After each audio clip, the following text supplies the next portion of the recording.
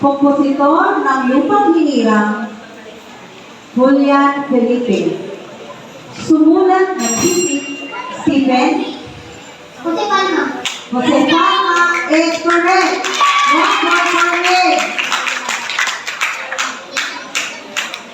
Ano ang tawag sa kabuuang bilang ng mamamayan? Populasyon. Populasyon. Tama. 1 point for Project 6.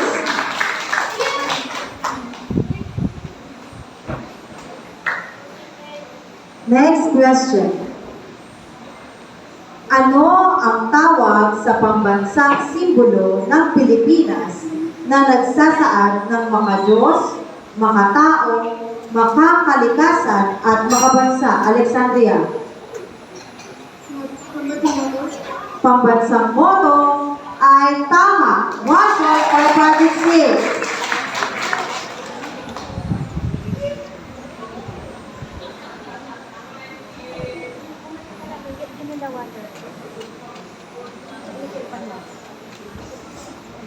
Analogia.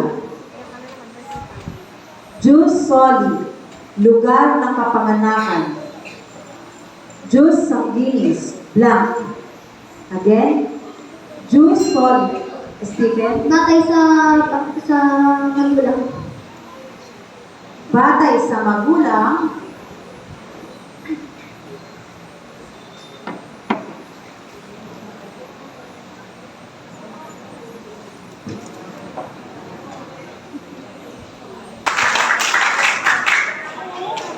Batay sa magulang ay tama. 1 point for me.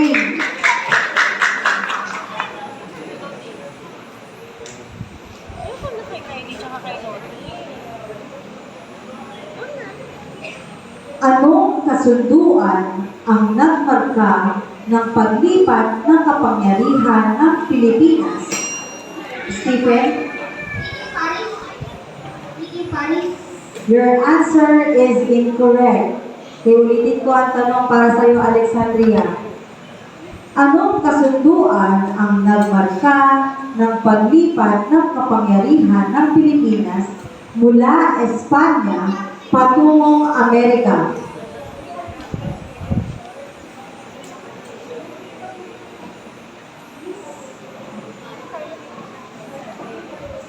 Time's up. Ang tamang sagot ay kasunduan sa Paris.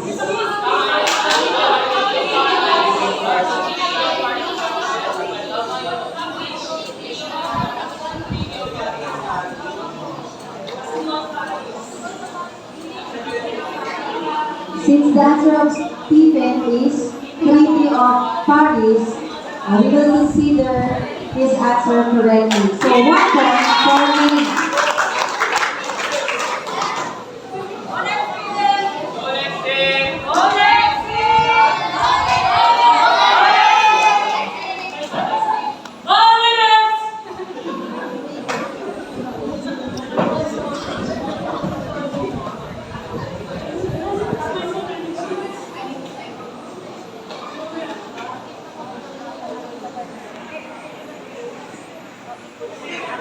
Ano ang tawag sa sistema pangkalakalan kung saan ang bansa ay nakikipagpalitan ng produkto sa ibang bansa?